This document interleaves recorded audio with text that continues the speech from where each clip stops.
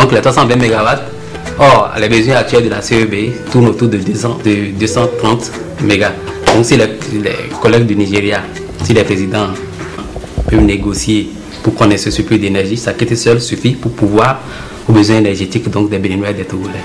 Malgré la fourniture par le Nigeria du complément d'énergie, le spectre du délestage plane toujours sur le Bénin. Pour le conjurer définitivement, le gouvernement a fait l'option d'acquérir des turbines à gaz d'une puissance de 100 MW.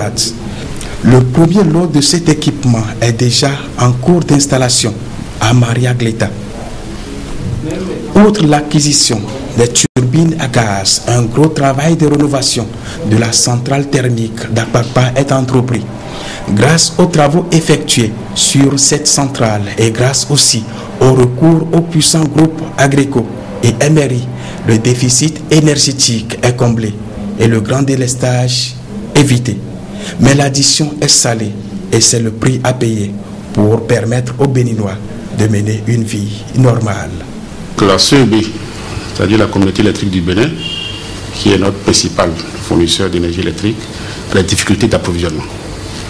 Elle connaît un déficit de l'ordre de 20 jusqu'à 30% de la puissance qu'elle devait nous fournir.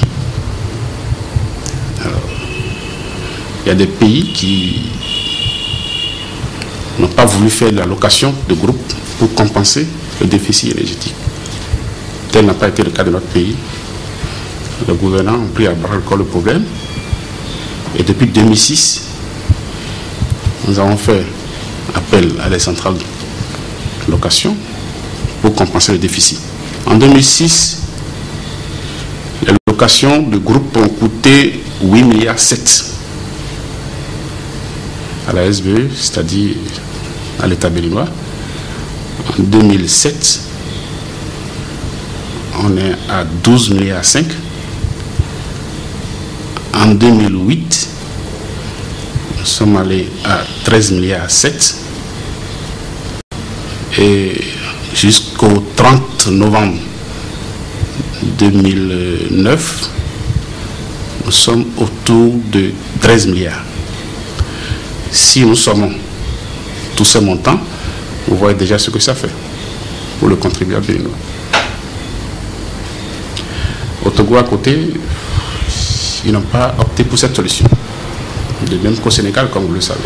Si le Bénin n'avait pas opté pour cette politique qui coûte, ça il faut le dire, les yeux de la tête, alors là, on serait comme les pays de la sous-région, d'autres pays de la sous-région, qui n'exploitent que la puissance mise à leur disposition. Par exemple, au Togo, il n'y a pas de location de groupe. Au Sénégal, il n'y a pas de location de groupe. Lorsqu'il y a un déficit, chaque abonné, chacun se débrouille. C'est pour ça qu'il y a des groupes un peu par-ci, dans ces pays-là. Mais ici, nous avons dit non. L'État béninois a dit non, je vais mettre la main dans la poche. L'énergie a un coût. Le délestage, c'est-à-dire le zéro de délestage a un coût. Vous avez vu, on a déjà plus de 55 milliards de 2006 à ce jour. Et c'est le prix du gasoil, c'est le lubrifiant et les locations. Les centrales qui sont là, qu'elles tournent ou pas, et à la fin de chaque mois, c'est au moins 500 millions à payer. Il faut comprendre, nous produisons, on ne peut même pas dire le coût de production à la population. C'est au-delà de 180 francs le kilowattheure que nous revendons à un coût moyen de 68 francs, 90 francs. Et quoi est-ce que ça fait? Donc, prions que l'État puisse continuer à trouver les moyens pour venir en aide à la SBE afin que nous puissions maîtriser cette crise énergétique qui perdure.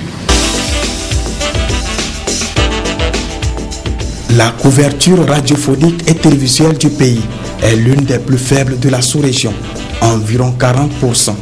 Des régions entières sont exclues du partage des informations nationales et des événements heureux ou malheureux qui s'y produisent. L'espace radiophonique et télévisuel est devenu la proie facile des pays voisins qui colonisent par leurs émissions les populations vivant sous les rayons d'action de leurs installations. Cela constitue un danger pour l'unité nationale, malgré les déclarations d'intention au Aucun gouvernement n'a pu changer jusque-là la donne. Mais avec le changement, tout change dans ce domaine. La préoccupation au niveau gouvernemental date d'assez longtemps. Là où l'accent a été vraiment mis sur ce projet, récemment, il faut aller peut-être à 2003. Et c'est parce que cela a commencé à devenir un problème sérieux que le docteur Yahya Boni, dès son avènement, dès l'avènement de son régime, a décidé de donner une très grande priorité à ce projet. Et c'est pour cela que, à partir de 2006, le débat s'est animé pour aboutir à la mise en place d'un véritable programme et d'un projet fin 2007. C'est ainsi que le programme a démarré. Alors, il consiste en fait tout simplement à faire en sorte que la télévision nationale et la radio nationale soient vues partout sur le territoire national. C'est-à-dire qu'il y a une couverture intégrale du territoire qui n'était assurée jusque-là qu'à peu près à 40%. Et 40% de la population, pas forcément du territoire en termes de géographie. Donc, il fallait mettre en place un système qui permette à tous les Béninois de voir la télévision nationale et d'entendre la radio nationale.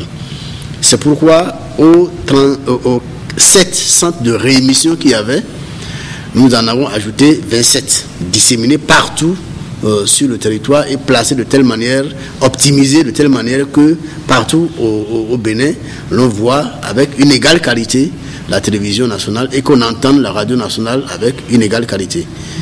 Alors, ces 27 points qui se sont ajoutés, évidemment, consistent en fait à faire la même chose que faisaient les 7, c'est-à-dire que la télévision nationale, les programmes de la télévision sont émis par satellite, captés par des stations, donc des paraboles, qui sont connectées à des antennes, et à partir de ces mêmes antennes, on réémet dans la zone, dans la région, l'ensemble du programme. Donc c'est comme ça que partout sur le territoire, on a pu couvrir